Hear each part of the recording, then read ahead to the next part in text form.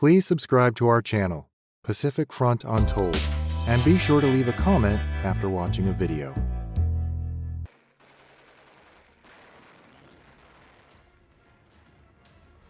Before the outbreak of World War II, the United States Armed Forces had limited experience in large-scale urban combat.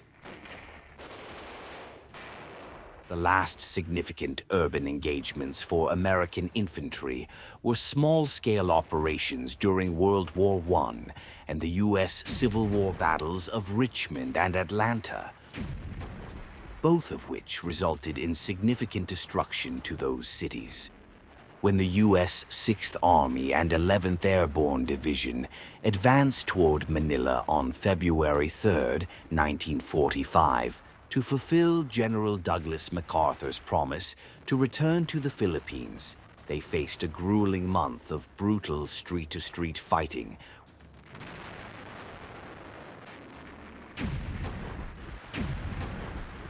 Conversely, the Japanese Manila Defense Force, MDF, commanded by Rear Admiral Seiji Iwabuchi, was under-equipped and consisted primarily of sailors with limited infantry training or combat experience. The ensuing conflict led to the near-total destruction of Manila, including countless historic landmarks, and the massacre of approximately 100,000 civilians, known as the Manila Massacre. As the capital and largest urban center of the Philippines, Manila held immense strategic, cultural, and administrative importance, making its recapture critical for the Pacific Campaign. The first major obstacle was the University of Santo Tomas, established in 1611 during Spanish colonial rule. Under Japanese occupation after Manila's fall in 1942, it was converted into an internment camp housing primarily American and other Allied civilian expatriates. Dorothy Davis, a nurse at the Santo Tomas internment camp, treated civilian internees under challenging conditions due to limited supplies. She recalled, "The equipment was practically all improvised in both the hospital and the clinic. The men would find material for the most amazing improvisations. For example, a large religious mural served as a clinic partition.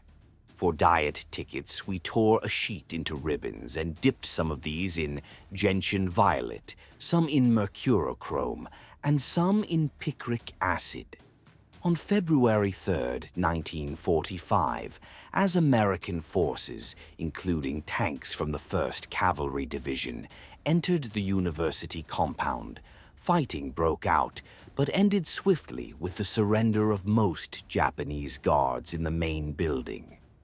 A brief hostage crisis ensued, lasting until February 5th, as approximately 200 Japanese defenders attempted to hold the education building. Rick Lawrence, a soldier in the 1st Cavalry, described the scene post-surrender. Children were soon swarming over the tanks as the soldiers gave them chocolate bars and candy. Santo Tomas was spared the worst of the destruction, unlike much of Manila.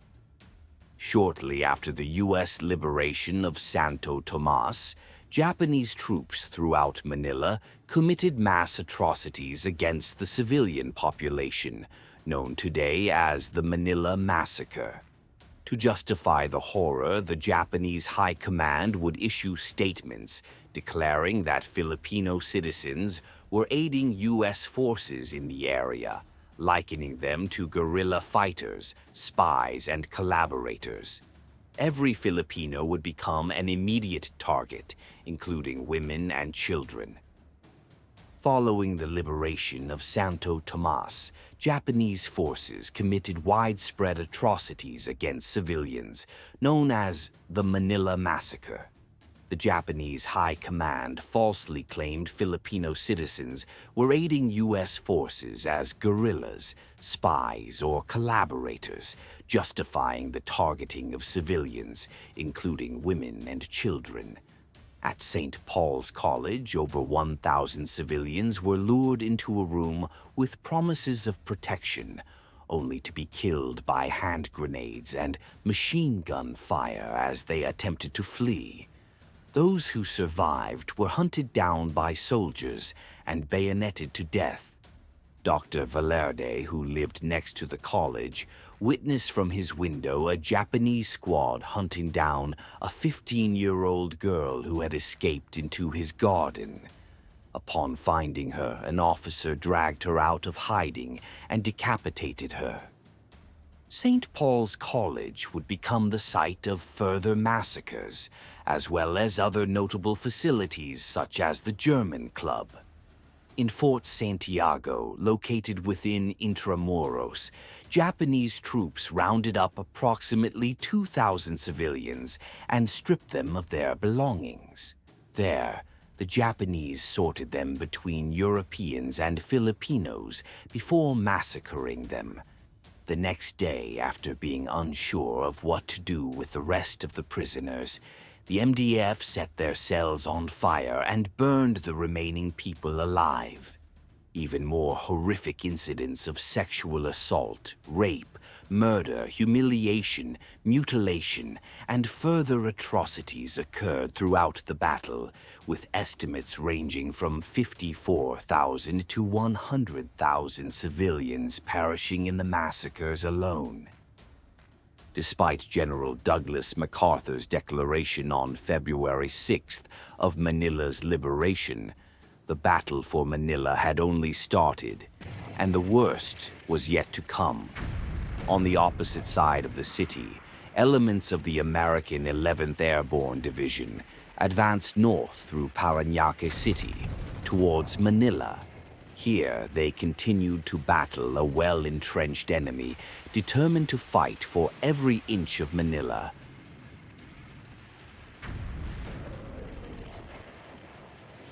Elements of the MDF stripped heavy weaponry from surrounding ships in Manila Bay and aircraft to bolster the defense of the city. Using the urban environment to their advantage, the MDF had created a dispersed fortress of pillboxes, machine gun nests, earthworks, gun emplacements, and outposts in sturdy buildings throughout the streets. The 511th Airborne Infantry soon found that they lacked the weaponry to deal with fortified gun emplacements, as the mortars they were provided had little to no impact on Japanese concrete or reinforced fortifications. Instead, they were forced to rely on superior small arms fire to make advances. The city's destruction intensified due to artillery from both sides and deliberate arson by the MDF. The intensity of the blaze spread and engulfed a large part of the city. Frank Ephraim was a Jewish German expat who had escaped to the Philippines with his family during the rise of the Nazi Party in Germany. Still living in Manila during the battle, he witnessed the scene of destruction of the Malate Catholic School and Remedios Hospital, located near the historic Intramuros. He recalls that Remedios Hospital was just across the street, but despite the red crosses on the roof and the doors, American artillery fell on the hospital grounds, where the dead were piling up and the wounded were being treated by one overworked doctor and one medical student. Following a night of intense shelling, he awoke seeing that the dying embers now revealed a devastated landscape. A few houses, including ours, still stood, lone sentinels among the desolation. We did not dare return to the house as the Japanese were firing at anyone who stood up. By February 12th, Japanese artillery had been neutralized, leaving American artillery as the primary source of infrastructural damage. MacArthur initially restricted heavy weapons and artillery to minimize destruction, allowing only direct fire where crews could see their targets. This exposed artillery crews to significant risks in the urban environment, increasing U.S. casualties. Due to pressure from his staff and the need to dislodge entrenched Japanese forces, MacArthur eventually lifted restrictions on indirect fire, which escalated civilian suffering and destruction. Tanks and tank destroyers leveled key structures, including the University of the Philippines, Philippine General Hospital, Agricultural Building, and new police building. A single M18 tank destroyer platoon fired over 600 rounds into the Legislative Building on February 26th, nearly demolishing it. By March 3rd, Manila was officially liberated, with Intramuros under Allied control.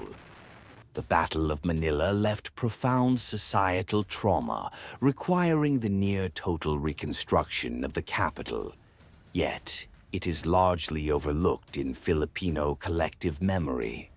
The National Day of Valor on April 9th commemorates the fall of Bataan in 1942, overshadowing Manila's liberation. The Memorare Manila 1945 monument, funded by survivor groups in 1995, remains a modest tribute compared to other World War II memorials in the Philippines. Despite being the second most destroyed capital city in World War II, Manila has been rebuilt, with many landmarks restored. However, fading public memory underscores the importance of remembering how the events of February 3rd to March 3rd, 1945, shaped modern Manila and the Philippines.